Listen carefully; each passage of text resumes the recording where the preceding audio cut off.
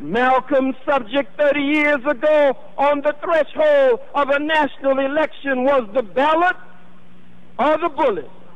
And my subject 30 years later on the threshold of a national election is the bullet or the bullet. That's my subject here tonight. The bullet or the bullet. You don't have no other choice. Some of you are waiting around. You were glued to the television screen watching these two no-good crackers debate just a few nights ago. And you are trying to make up your mind which Peckerwood you're going to vote for. This is the year of the bullet or the bullet. You don't have no choice. One cracker named Bill Clinton, nicknamed Slick Willy. Would you buy a used car from a cracker named Slick Willy? An adulterer. Huh?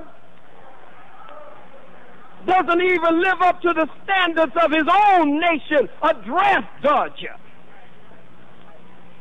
A dopehead. A cracker who gets high and then wants to fool you and hoodwink you and tell you, I didn't inhale. A dopehead. An adulterer.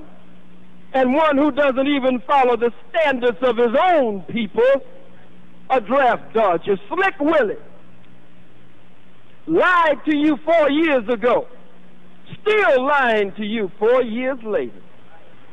And another cracker, an old, wrinkled, crippled, crazy cracker.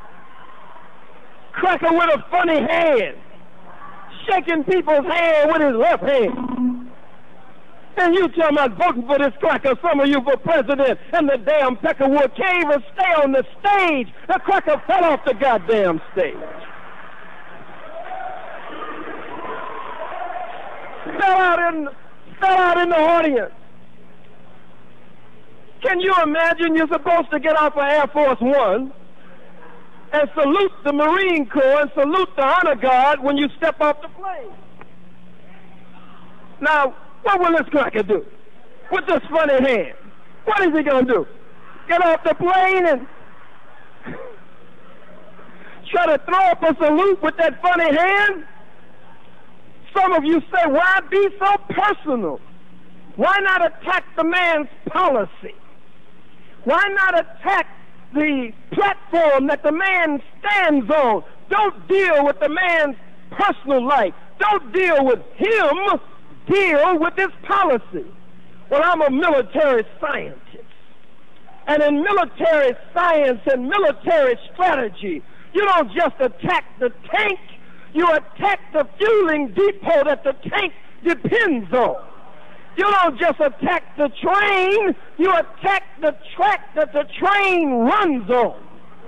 You don't just try to deal with the cracker once the bomber plane is in the air. You attack that which is responsible for giving the plane what is necessary in its power and energy to lift up off the ground. And so I attack the cracker too, and his policy. You talking about civil rights. Ain't no damn civil rights. The cracker ain't never been civil and he ain't never been right. You talking about, well, what about human rights? The cracker ain't human and he ain't never been right.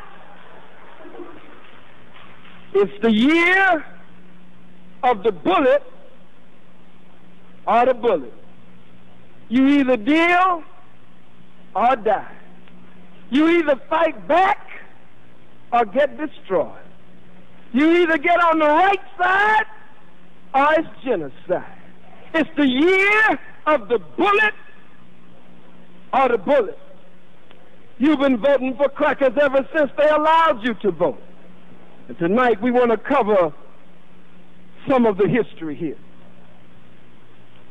The history teaches us that from 1870 to 1901, blacks served in the various states as congressmen and sat in every Congress from the 41st to the 56th, with one exception. Says they were brilliant men. They were great orators.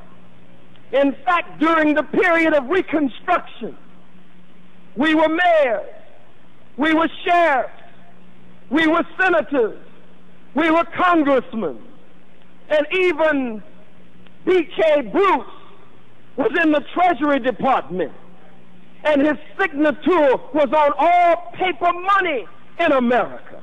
No matter how racist a cracker was, a big pot-belly, beer-billy, snuff-dipping, tobacco-chewing, straw-chewing, overall-wearing Peckerwood, no matter how much he hated niggers, he had to handle currency and money that had the signature of a black man in the Treasury Department on it.